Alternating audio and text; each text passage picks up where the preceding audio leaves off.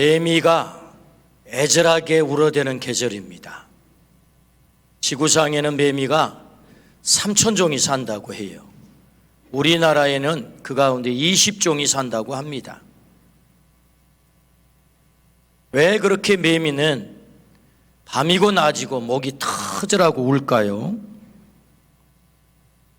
그것은 수컷이 암컷을 찾는 사랑의 세레나데라고 그래요.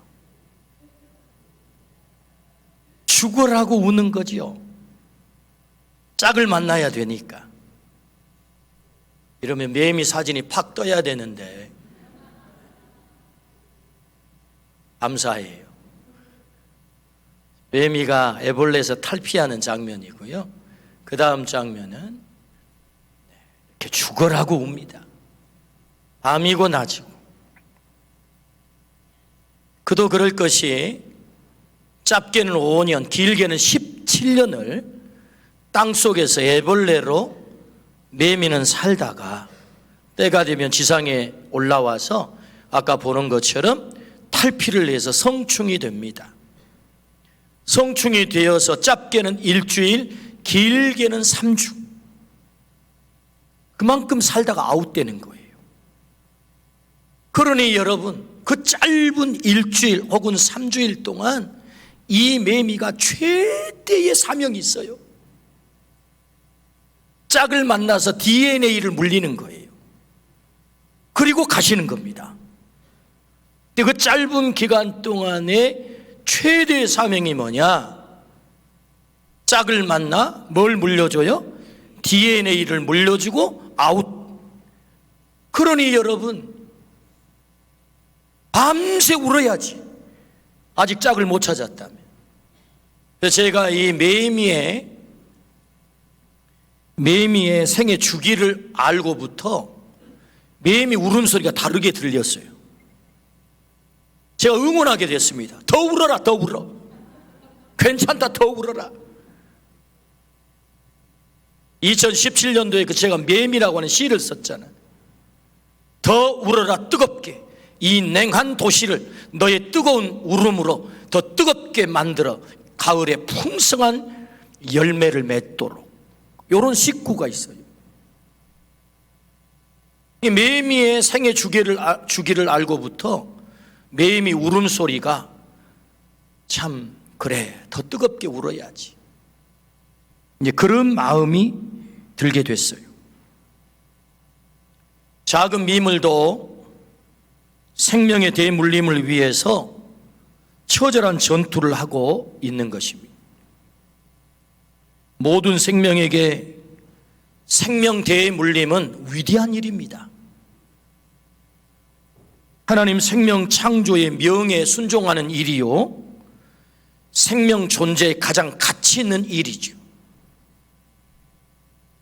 인간에게도 생명 대물림은 너무나도 중요합니다. 하나님은 사람을 창조하시고 첫 번째 내린 명령이 무엇입니까? 생육하고 번성하라, 땅에 충만하라. 이것이 인간을 향한 최초의 사명입니다. 원초적 사명이죠. 육적 출산을 통한 이 생물학적 생명의 대물림이 중요하다면 더 중요한 생명의 대물림이 있어요. 그것은 영적 출산을 통한 영적 생명의 대물림입니다. 왜 그렇습니까? 육적 출산을 통하여서 생명의 대물림을 하면 거기서 끝나면 80년 살다가 어디로 가겠습니까? 영적 출산까지 나아가지 못하면 그 영혼이 어디 가겠습니까? 얼마나 처절한 결과가 찾아오겠습니까? 얼마나 고통스러운 결과가 찾아오겠습니까? 육적 생명 출산을 통한 육의 생명의 대물림에서 끝나면 안 된다. 영적 출산을 통한 영의 생명의 대물림까지 가야 그 자녀가 영원한 낙원의 삶을 누리게 되는 것이다. 그러므로 영원한 생명의 대물림은 너무너무 중요한 거죠. 주님은 우리에게 3주째 흐르는 강물처럼 제목으로 말씀을 듣게 하십니다. 흐르는 강물처럼 신앙을 대물림하라는 말씀이지요. 영적 출산의 자리까지 나아가라, 이런 말씀이지요.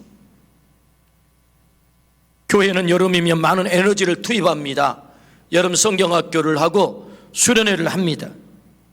신앙의 대물림을 위한 몸부림이죠. 교회 학교만의 문제가 아니잖아요. 우리 모두의 문제이고 우리의 미래의 운명을 결정짓는 문제입니다.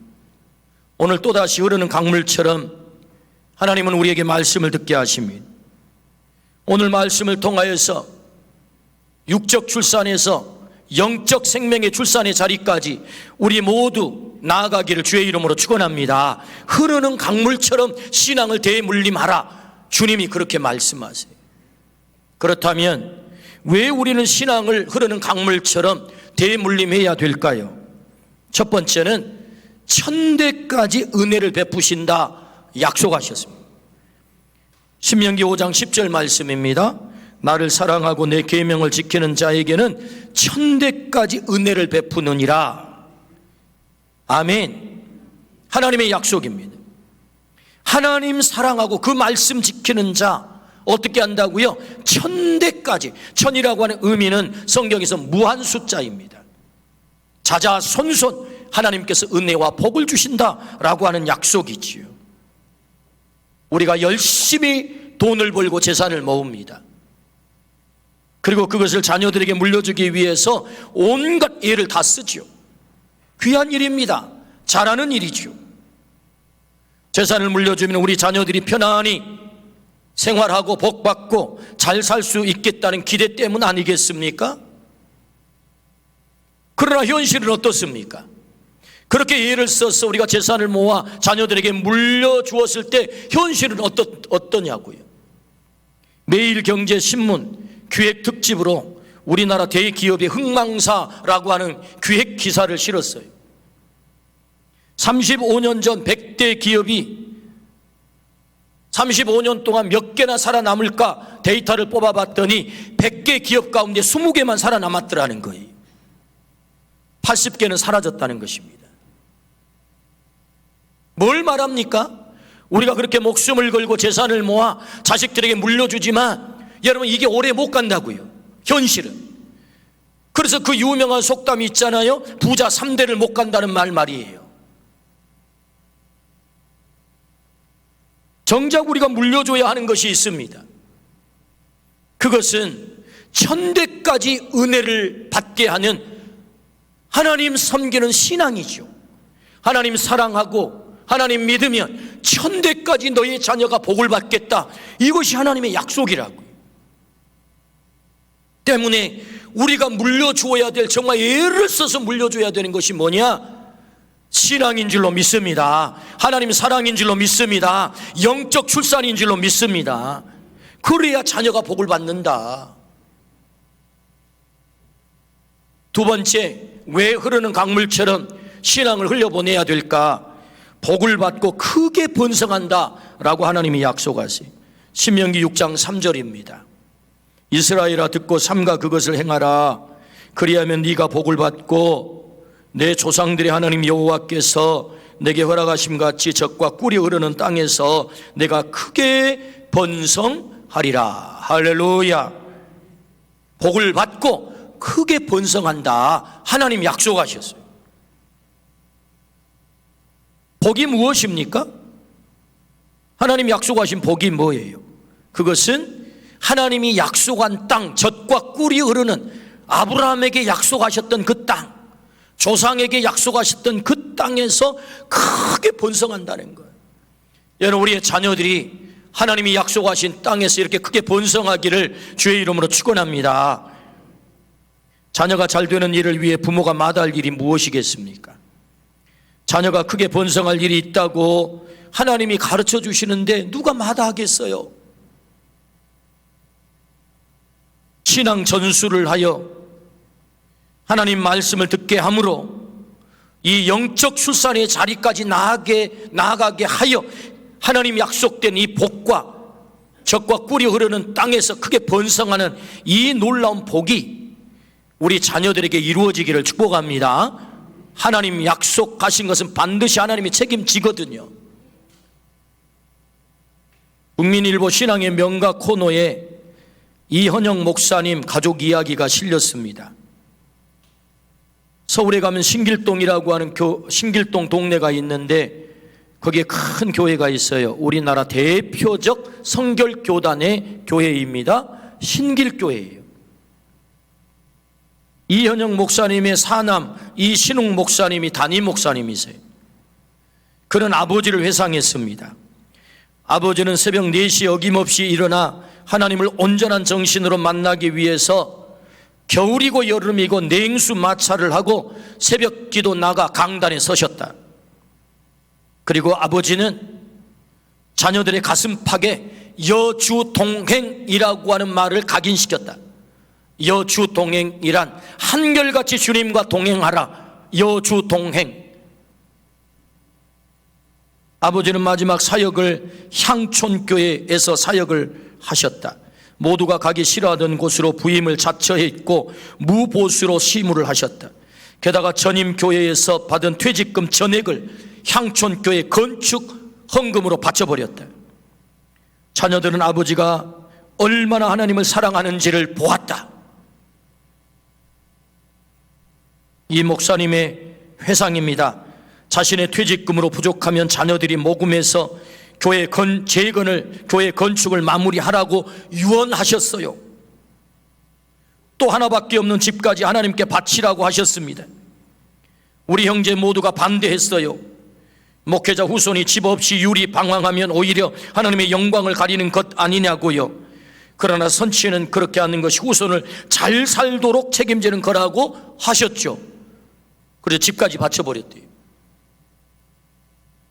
그러면 팔남매 자녀들이 거지로 살았느냐? 유리 방황하고 살았느냐? 아버지의 신앙이 자녀들에게 팔남매에게 흘러갔습니다. 흐르는 강물처럼 그 자녀들이 하나같이 잘 되었어요. 장남 이은우 박사님은 장로님이시고 중앙대학교 약대 교수님, 차남은 이신복 서울제일교회 목사님, 삼남은 이신행 장로님 국회의원, 사남은 이신웅 목사님 성결교 대표적인 교회의 담임 목사님, 오남은 이신홍 장로 집사님, 장녀 이수진 권사님은 남편은 이석교 장로로서 아프리카 보츠와나의 선교사, 차녀 이수신 사모님은 김명홍 목사님의 사모로서 효목 제1교회 원로 목사님, 삼녀 이신순 권사님은 영주 영광 여자중학교의 교장님, 남편은 강응국 영광재단의 이사장님. 하나같이 자녀가 잘 됐다는 것입니다. 70여 명의 손자 손녀들로 번성하게 되었다. 후손들이 하나같이 하나님 제1주의로 살아간다. 이 내용이 국민일보 신앙의 명가 그 시리즈 코너에 실렸어요. 왜 신앙을 흐르게 해야 됩니까? 강물처럼. 그것은 약속하셨지요. 복을 받고 번성케 되리라. 하나님의 약속. 이 약속이 오늘도 현실이 될 줄로 믿습니다. 성경에만 있는 이야기가 아니고 오늘도 현실이 된다. 우리의 신앙을 강물처럼 흘려보낼 때 반드시 이렇게 된다. 믿으시기를 축복합니다. 아멘. 그렇다면 어떻게 흐르는 강물처럼 신앙을 흐르게 할 수 있을까? 그 첫 번째는 사랑하라 이렇게 말씀하세요. 어떻게 흐르는 강물처럼 우리의 신앙을 우리 자녀들에게 흘려보낼 수 있을까? 그 첫 번째는 사랑하라. 오늘 본문 4절부터 5절입니다. 같이 읽으실까요?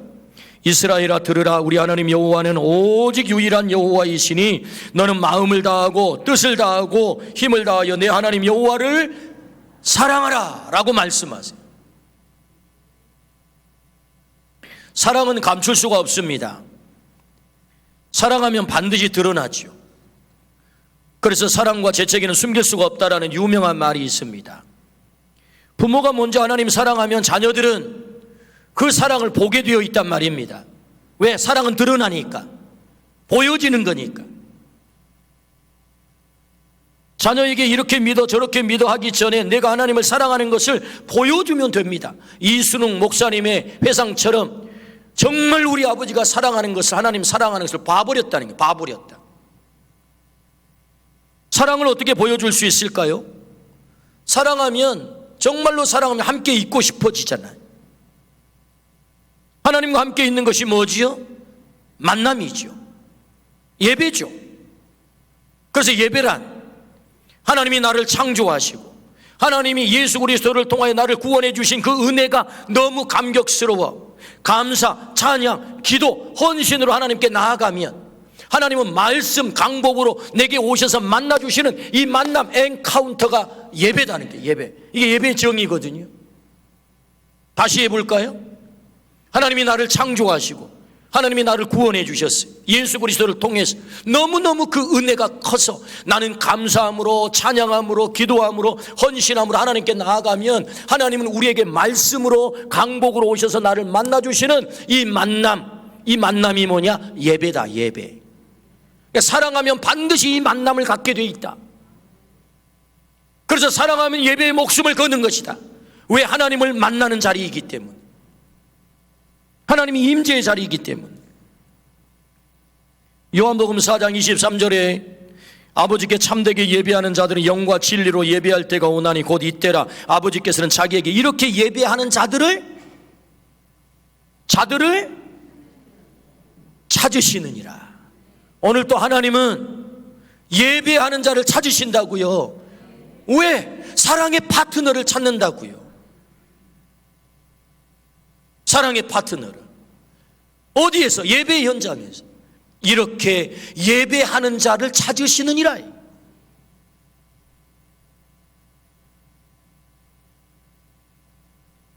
우리는 예배드림으로 자녀들에게 하나님 사랑을 보여드릴 수 있는 거예요.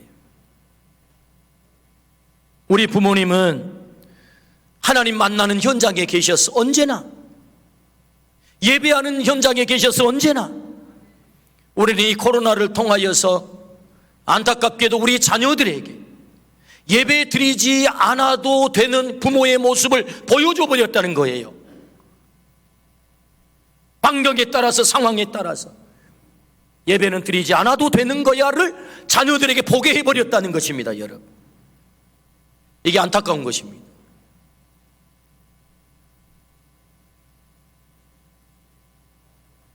하나님 사랑을 어떻게 보여줄 수 있어요?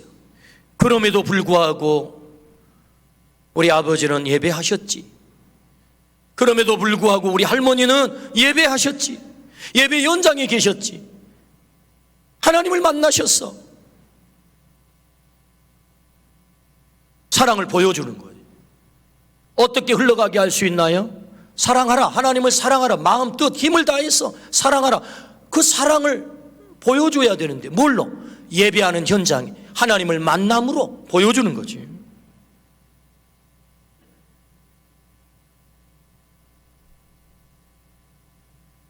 성전에서 하나님을 예배하는 그 예배를 통하여서 하나님 사랑을 보여줄 뿐만 아니라 그 성전에서 드리는 예배가 예배로서 성공하기 위해서 반드시 6일 동안의 세상의 삶이 예배로 드려지지 않으면 예배가 성공할 수 없는 거죠. 그래서 로마서 12장 말씀에 너희 몸을 거룩한 산 제물로 드리라. 이는 너희가 드릴 영적 예배니라. 산 제물이 뭐예요? 삶으로 드리는 예배란 말이죠. 여러분, 우리의 삶이 예배가 되기를 주의 이름으로 축원합니다. 그 모습을 통해서 하나님 사랑하는 것을 보게 된다는 거지요.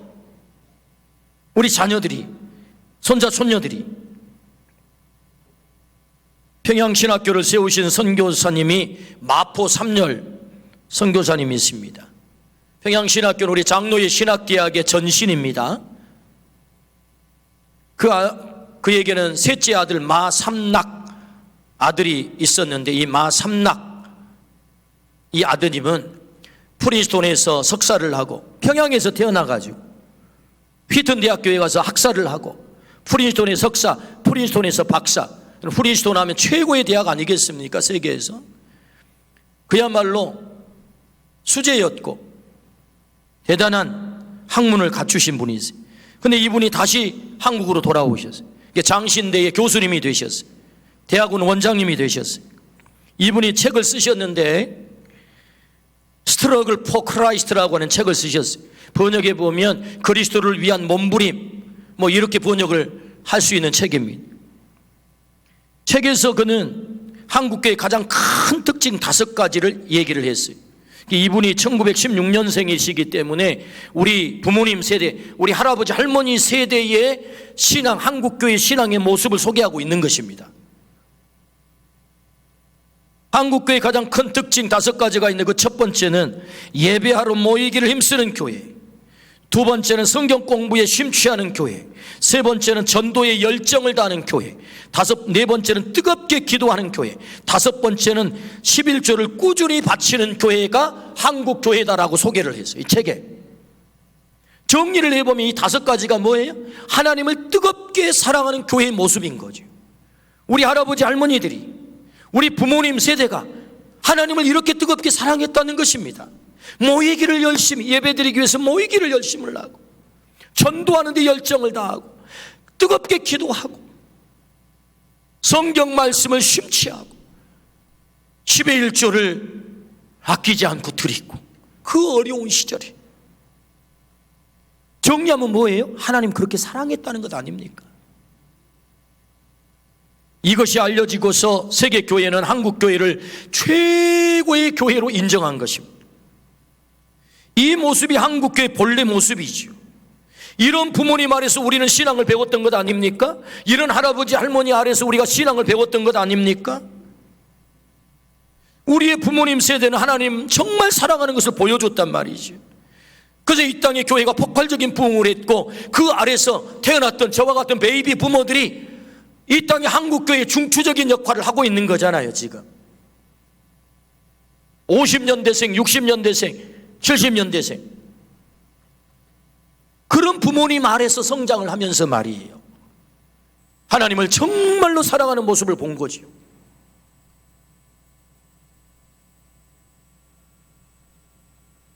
사랑은 보여주는 것입니다.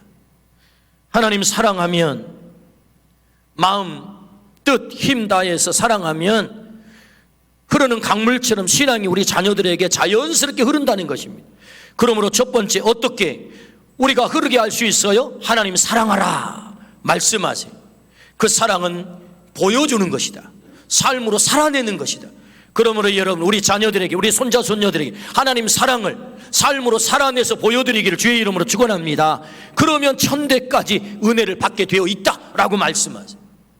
두 번째, 어떻게 하면 그 신앙을 흘러보낼 수 있을까요? 가르치라 라고 말씀하세요. 가르치라. 6절부터 7절입니다. 우리 같이 한 목소리 읽어보실까요? 오늘 내가 내게 명하는 이 말씀을 너는 마음에 새기고 내 자녀에게 부지런히 가르치며 집에 앉았을 때에든지 길을 갈 때에든지 누워있을 때에든지 일어날 때에든지 이 말씀을 강론할 것이며. 자녀들에게 부지런히 가르치래요, 말씀을. 근데 그러기 전에 네가 해야 될 것이 있다. 그것은 네 마음에 새겨야 돼. 부모가 먼저 가슴에 새겨야 될 하나님의 말씀이 있대요. 그 말씀이 뭐예요? 오늘 신명기 6장 우리 본문 앞에 있는 5장을 말하죠. 5장이 뭐죠? 십계명이죠. 나 외에 다른 신은 없다. 우상 만들어 섬기지 마라. 여호와 이름을 망령되이 일컬지 마라. 안식일을 기억하여 거룩하게 지키라. 부모를 공경하라. 살인하지 말라. 간음하지 말라. 도둑질하지 말라. 거짓 증거하지 마라. 내 이웃의 것을 탐내지 말라. 이 십계명을 네가 가슴에 먼저 네 가슴팍에 새겨야 돼. 그리고 부지런히 가르쳐야 돼. 여러분, 우리의 가슴팍에 하나님의 말씀을 새기기를 주의 이름으로 축원합니다. 가슴에 말씀을 새긴다는 말씀이 무슨 얘기입니까? 그렇게 산다는 것 아니겠습니까? 그렇게 산다. 그리고 부지런히 가르치래요. 언제요? 포때를 말해요. 포때. 4번의 때가 있대요. 포때. 그 포때가 뭐예요? 안길 누일 때. 요새는 줄임말을 쓰는 게 대세입니다. 안길 누일 때, 앉았을 때, 길을 행할 때, 누웠을 때, 일어날 때. 포때. 이게 뭐예요? 24시간 전부.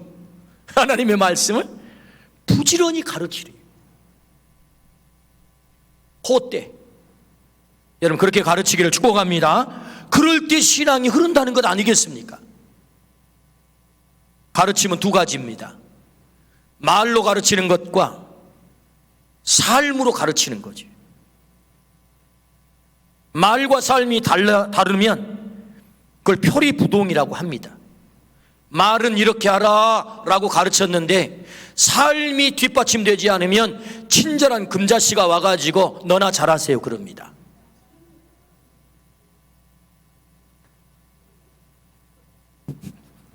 여러분 친절한 금자씨 영어 알아요? 너나 잘하세요. 그러니까 말로 가르치는 것이 힘이 있으려면, 적용이 되려면 삶으로 살아내야 되는 거죠. 그러니까 사실은 우리 자녀들은 부모의 삶을 속속들이 알고 있는 거지. 우리가 보이지 않는 자리에서 이렇게 하세요, 저렇게 하세요 얼마든지 할 수 있죠. 그러나 삶을 자녀들이 알고 있기 때문에 말은 하지 않지만 친절한 금사씨를 배워가지고 너나 잘하세요 하는 거지요.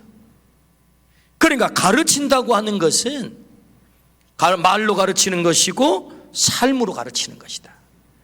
어떻게 그 말씀을 우리가 완벽하게 삶으로 살아내겠습니까? 삶으로 살아낸다는 주문은, 삶으로 가르친다는 말은 사실은 그 말씀을 지키기 위해서 몸부림을 치는 것을 자녀들은 보고 이해를 하는 것입니다. 받아들이는 것입니다. 맞아, 완벽하게 지켜내지는 못했지만 우리 아버지는, 우리 어머니는 그 말씀대로 살아보려고 정말 몸부림을 치고 계셔. 그러면 되는 거예요. 그러면 한 번에 부흥 집회에 부흥 강사가 와서 말씀으로 은혜 끼치기는 쉽습니다. 왜? 그분의 삶을 모르기 때문에. 그러나 10년 20년 목회를 하면서 한 강단을 지키면서 말씀을 선포하여 은혜를 끼치기가 대단히 어려워요. 왜? 삶이 메시지이기 때문에. 내가 목사님의 삶을 알거든요. 근데 말과 삶이 좀 다릅니다. 아무리 좋은 말씀을 천상유수처럼 해도 은혜가 안 되는 거예요. 삶으로 살아내야 되기 때문에 어렵죠. 그래서 목사로 살아가기가 어렵죠. 그러나 어떻게 목사가 완벽하게 삶을 실행하겠습니까? 살아보기 위해서 몸부림을 치는 거죠. 그래서 저도 몸부림을 치는 거죠. 여러분이 저를 이해해주고 하나님의 말씀으로 은혜를 받는 이유가 무엇입니까? 김원웅 목사가 그 말씀대로 살아보려고 몸부림을 치고 있어를 이해하기 때문에 받아들이는 것 아니겠습니까? 은혜가 되는 것 아니겠습니까? 그러므로 여러분, 우리가 가르친다는 것이 무엇입니까? 말로 가르치고 삶으로 가르치는 거예요. 여러분, 우리가 부지런히 가르치기를 주의 이름으로 축원합니다. 포때에 가르치라 말씀하세요. 장신대 기독교 교회가 가르치는 박상진 교수님은 신앙의 대물림을 위해서 유바디 연구소를 세웠어요. 그래서 소장님이 되셨습니다. 어떻게든 한국교회 신앙의 대물림을 위해서 몸부림을 치기 위해서 유바디 연구소를 세웠다. 유바디가 뭡니까? 유니게, 바울, 디모데 앞자를 따서 유바디입니다. 여러분, 유니게는 누굽니까? 디모데의 어머니입니다. 가정에서 어머니 유니게가 디모데를 양육하고, 가정에서만 양육해서는 또 부족해요. 어떻게? 교회에서 바울 사도가 디모데를 양육하고, 교회 학교 선생님이 우리 자녀들을 양육하고, 그래서 디모데와 같은 위대한 초대교회 인물을 배출하는 거죠. 그게 뭐예요? 유바디. 그래서 먼저 부모된 우리가 가정에서 말씀으로, 이 말로 혹은 삶으로 가르쳐내고, 교회에서 우리 아이들을 말씀으로 가르쳐내서 디모데와 같은 우리의 자녀들과 손자 손녀들을 얻는 것, 그것이 흐르는 강물처럼 신앙을 자연스럽게 흘러가게 하는 것입니다. 오늘 우리 모두가 유니게가 되기를 주의 이름으로 축원합니다. 디모데를 양육하고 길러냈던 로이스 할머니, 유니게 어머니와 같은 그런 가르침을 통해서 가정에서 자녀들을 그렇게 길러내기를 주의 이름으로 축원합니다. 아멘. 두 번째, 가르치라 말씀하셨어요. 세 번째입니다. 어떻게 신앙을 흘러가게 할 수 있을까요? 환경을 만들라라고 말씀하죠. 환경을 만들라. 오늘 신명기 8절에서 9절입니다. 함께 읽습니다. 너는 또 그것을 내 손목에 매어 기호를 삼으며 내 미간에 붙여 표로 삼고 내 집 문설주와 바깥문에 기록할지니라. 여러분, 이 그림을 한번 보십시오. 이걸 테필라라고 합니다. 테필린. 상자 안에는 신명기 6장과 신명기 11장이 기록된 말씀을 넣어놓은 상자입니다. 그리고 그 상자를 테이프와 같은 끈으로 연결을 해가지고 이것을 이 사람은 이렇게 감고 있어요. 손목에다가 기호를 삼으라 그랬잖아요. 그래서 그 테이프를 손에다가 감아가지고 여기 이두박근입니까? 이쯤에 상자를 넣는 거예요. 이렇게 아예 몸에다가 표를 하고 다니라는 거예요. 이 사람의 이마에 뭔가 뾰족 나와 있잖아요. 이건 역시 테필린입니다. 미간에 붙여 표를 삼고 말씀을 거기다 상자 안에 넣으라는 것입니다. 다시 말하면 나는 하나님의 사람입니다를 어디를 가든지 드러내놓고 살라고 이렇게 하라는 거예요. 뿐만 아니라 여기 매주자가 있습니다. 이런 상자를 만들어서 어디다 설치하라고요? 문설주에 설치하라고요. 지금도 이렇게 하고 있습니다. 들어가나 나가나 문설주에 이 상자를 붙여서 그 속에 뭐가 들어있어요? 하나님의 말씀이 들어있어요. 그걸 만지고 거기에 입을 맞추고 나는 말씀의 사람입니다. 오늘도 말씀과 함께 나갑니다. 오늘도 말씀과 함께 들어옵니다. 그렇게 환경을 만들라는 거예요. 말씀 안에 거하여 사는 하나님의 사람으로 살아가도록 환경을 만들 때 신앙이 자연스럽게 강물처럼 흘러간다라고 말씀을 하시지요. 우리가 자녀들에게 신앙이 흘러갈 수 있도록 이 환경을 만들어주기를 주의 이름으로 축원합니다. 너는 하나님의 사람이야. 잊지 말어. 어디를 가든지 네 이마에 네 손에 여기에 표시가 돼 있어. 어디를 출입하든지 말씀과 함께 출입을 해야 돼 라고 환경을 만들라는 것입니다. 어린 아이들을 둔 젊은 가정을 신방을 갔어요. 거실의 가장 중요한 자리에 뭐가 있어야 됩니까? TV, 큰 TV, HD, 풀 스크린, TV가 있어야 되잖아요. 근데 그게 없어요. TV가 없다고요, 거실에. 그리고 거실 센터 가운데에는 공부하기 좋은 테이블이 이렇게 놓여 있고, 그리고 벽으로는 전부 책장이 놓여 있는 것입니다. 거기 책이 빼곡하게 꽂아져 있어요. 아이들에게 교육적 환경을 만들어주기 위해서 그 부모님이 얼마나 애를 쓰는가를 눈으로 딱 보게 됐어요. 참 마음이 좋았어요. 훌륭한 부모님이다. 아이들을 교육적으로 훌륭하게 길러내기 위해서 참 몸부림을 치고 있구나. 참 좋아 보였어요. 공부를 하게 하는 것도 환경이 중요합니다. 어떤 환경을 만들어내느냐가 대단히 중요하죠. 그런데 여러분, 신앙도 환경이 중요하다고. 저는 그런 서가를 가게 되면 그렇게 많은 책이 꽂혀져 있는 곳에 제 눈이 머무르는 곳이 있습니다. 신앙을 위한 책은 몇 권이 꽂혀져 있나? 하나님을 알아가는 책은 몇 권이 꽂혀져 있나? 성경 동화는 꽂혀져 있나? 어떤 집은 꽂혀져 있기도 하지만 안타깝게도 어떤 집은 꽂혀져 있지 않는 그런 집을 보게 될 때는 마음이 참 아픕니다. 세상에 공부를 위한 교육적 투자는 이렇게 많이 환경을 만들어 투자하고 있는데 하나님을 알아가는 투자는 별로 관심이 없구나. 환경을 만드는 것이 중요합니다. 한국 교회를 떠받치고 있는 주력 부대가 50년대생, 60년대생, 70년대생입니다. 그 이후에 80년대생부터 급격하게 숫자가 줄어들어 있어요. 이게 지금 안타까운 현실이죠. 한국교회 전체적인 현상입니다. 그런데 여러분, 이 50년대생, 60년대생, 70년대생이 한국교회 주력부대가 되어서 교회를 떠나지 않고 하나님을 섬기는 여러 가지 요인이 있겠지만, 물론 하나님을 만나고 예수 그리스도로부터 큰 은혜를 받고 이런 나름대로의 복음 안에 온전히 거듭남의 경험들이 있었기 때문이지만, 또 하나를 꼽아보자면 교회에서 추억이 많다고요.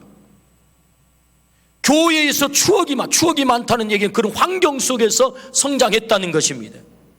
때가 되면 문학의 밤을 했습니다. 성탄절이 되면 이브날 올라이트를 했어요. 새벽송을 돌았습니다. 언니, 오빠, 동생들과 라면을 끓여 먹고 재밌게 놀았어요. 사치기 삿바보하고. 수련회를 갔습니다. 성경학교를 갔어요. 그래서 교회와 더불어 많은 추억들이 있었던 거예요. 단단하게 끈이 연결되어 있는 것입니다. 신앙이 자연스럽게 흘러갔던 것입니다. 그런데 그 이후에 급속하게 우리 자녀들을 공부에 빼앗겼어요. 야, 주일날 1시간만 예배드리고 빨리 와라. 168시간 1시간, 그 1시간이 어떻게 자녀들을 신앙적으로 양육할 수 있단 말입니까? 공부에 빼앗기고 학교에 빼앗겼습니다. 교육의 제1 요인이 뭔 줄 아십니까? 교육의 제1 요인은 시간을 확보하는 것입니다. 그래서 6년을 가르치고 3년을 가르치고 3년을 가르치고 4년을 가르치고 대학원 2년을 가르치고 일정한 시간을 확보해야 여러분 학위를 주는 것입니다. 교육의 제1 요인이 뭐냐? 시간이에요. 시간. 우리 자녀들에게 신앙의 시간을 확보해 주지 않고 어떻게 신앙이 흘러갈 수 있단 말입니까? 하나님께서 이스라엘 백성에게 테필린 손목에 매어 기호를 삼고 미간에 붙여 표를 삼고 그리고 문설주에 기록할지니라. 왜 이렇게 만드는 거예요? 환경을 만들라는 거예요. 환경. 여러분, 우리의 자녀들에게 이 환경을 만들어주기를 주의 이름으로 축원합니다. 그럴 때 신앙이 흘러가는 것이다.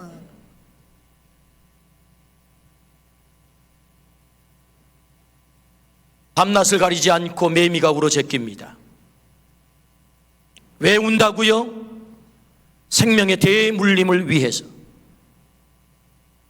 우리는 사람입니다. 우리는 육적 출산으로만 끝날 존재가 아니에요. 영적 출산을 통해서 영의 생명의 대물림을 하라고 말씀하세요.